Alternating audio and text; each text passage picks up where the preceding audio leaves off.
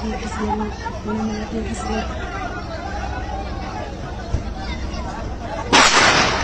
الله ونعم الوكيل. اللهم أرنا فيهم عجائب قدرتك يا رب. يا رب قلت فينا يا رب. حسبي الله ونعم الوكيل. حسبي الله ونعم الوكيل.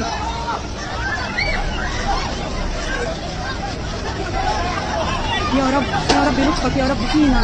الله يجعل فينا أيام سوداء. حسبي الله يا رب يا رب.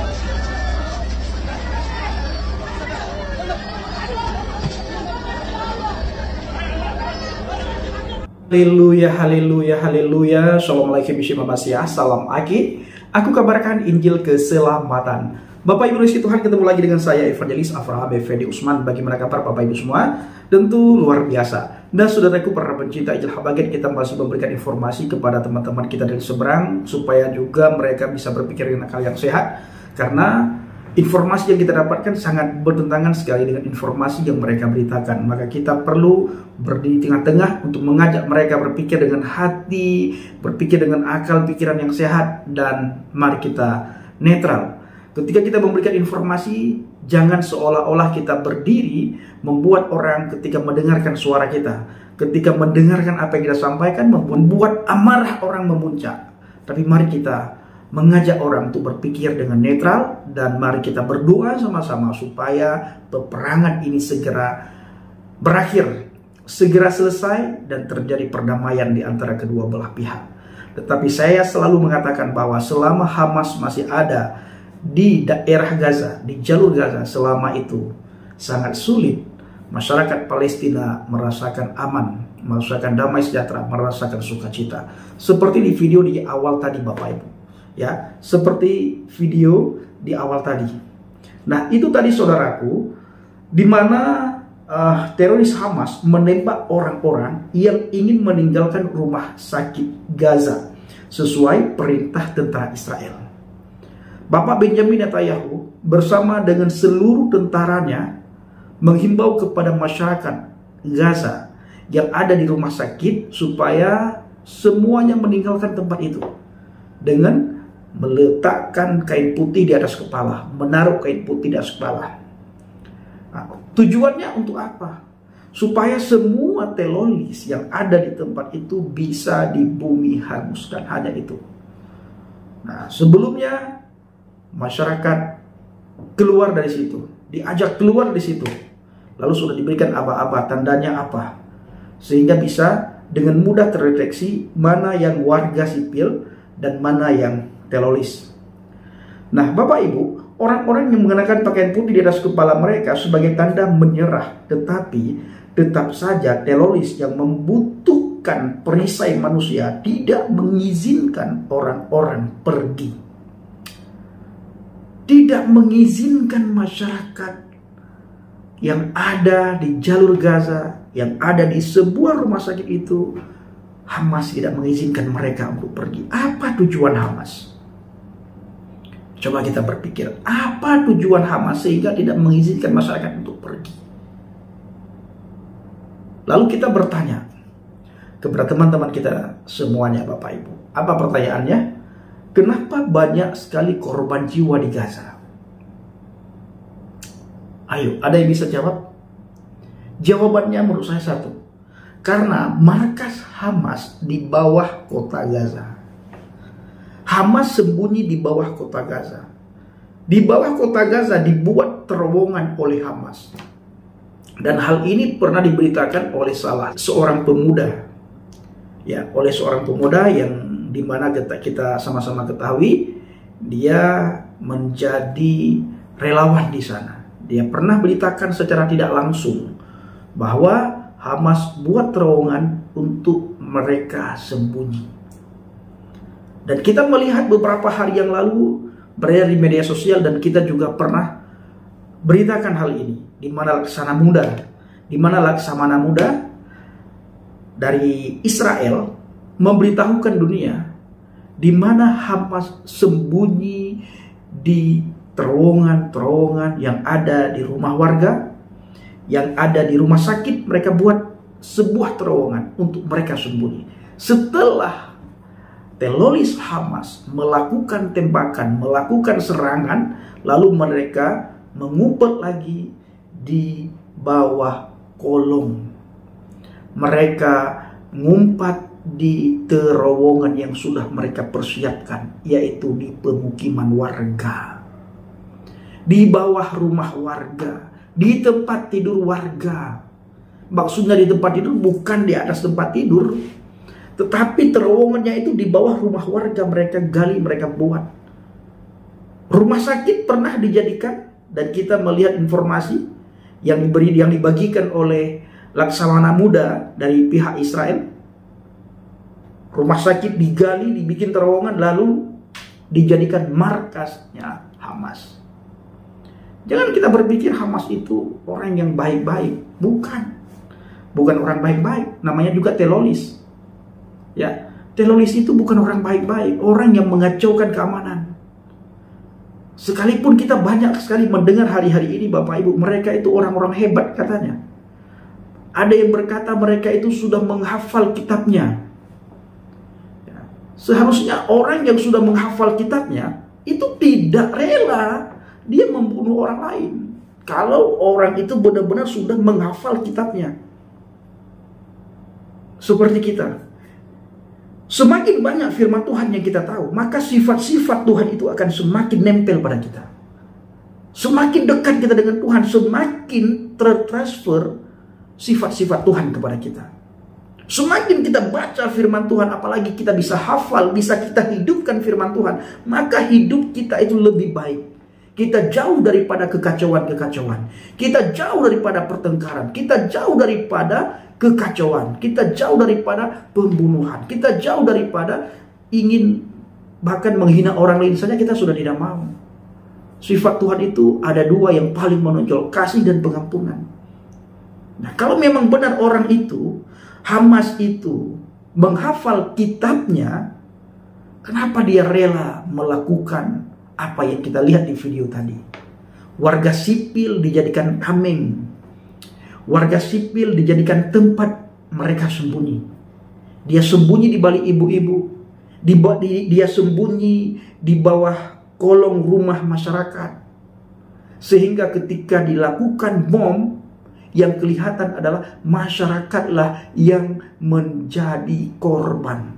Padahal mereka sudah persiapkan jauh-jauh hari. Sudah mereka persiapkan jauh-jauh hari. Ini harus kita pikirkan. Makanya ayo kita berpikir dengan netral.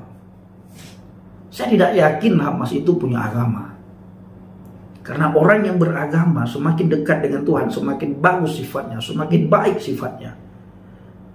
Ya, semakin orang itu dekat dengan Tuhan, semakin sifatnya itu seperti sifat Tuhan. Bukankah kita diciptakan oleh Tuhan segambar dan serupa dengannya? Nah, jadi kita jangan segambar dan serupa dengan sifat iblis, sifat setan. Setan itu datang ke dunia ini hanya untuk membunuh, membinasakan, dan membuat kekacauan di muka bumi. Ini tugas setan.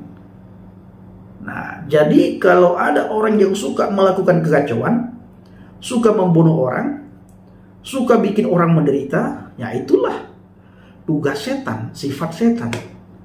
Suka mencuri sukacita orang, nah itulah tugas setan. Bagaimana sukacita anak-anak Palestina direnggut oleh mereka. Tempat bermain anak Palestina sudah tidak ada lagi. Tempat sekolah anak Palestina sudah tidak ada lagi. Bahkan kita mendapatkan kabar sekolah itu sudah dimasuki oleh Hamas dan dicuci otaknya. Anak-anak sekolah dicuci otaknya oleh Hamas. Mahasiswa-mahasiswi dicuci otaknya oleh Hamas. Lihat saja di media sosial Bapak Ibu. Bagaimana keberanian pemuda-pemudi Hamas yang masih kecil-kecil, masih belia sekali. Usia mereka masih 8 tahun, 7 tahun. Tetapi kita melihat keberanian mereka itu melebihi keberanian orang dewasa. Jangan kita bilang hidup mereka hidup dalam perang. Tidak seperti itu. Bukan gara-gara itu, tetapi ada yang membuat mereka seperti itu. Bukan mereka hidupnya seperti itu, tetapi ada yang membuat mereka harus seperti itu. Bukan peperangan, tapi ada orang yang mencuci otak mereka, yang memasukkan hal-hal lain ke dalam otak mereka, sehingga dalam waktu singkat Yang dulunya dia tidak berani, membuat dia lebih berani. Apalagi dengan diberikan iming-iming. Nanti begini, nanti begono, nanti kamu akan mendapatkan ini di sana, nanti kamu akan disambut begini di sana, nanti akan kamu disambut begini. Jadi hal-hal duniawi itu, yang enak-enak hal duniawi itu diberikan iming-iming kepada orang lain, sehingga orang itu mudah menerima apa yang disampaikan. Nah, itu Bapak Ibu. Nah, saudara yang kasih Tuhan, para pencinta ajalah bagian, mari kita melihat sebuah cuplikan video di mana almarhum Gus Dur mengatakan hal yang sangat membuat kita kaget sekali. Seolah-olah almarhum Gus Dur ketika menceritakan itu berat sekali ketika beliau menceritakan. Ada sesuatu yang beliau pendamkan. Ada sesuatu hal yang sangat membuat almarhum Gus Dur sedih sekali. Sampai-sampai beliau menangis di saat beliau menceritakan kabar ini. Mari kita saksikan sama-sama bagaimana cuplikan videonya. I would like to dedicate this to my deceased friend, Ramin, a Jew who shared with me for 4 years the Kabbalah, the Talmud, and everything. And together, we saw those 9 Jews hanging in the Tahrir Square. I will work ceaselessly until Israel was acknowledged by the Republic of Indonesia.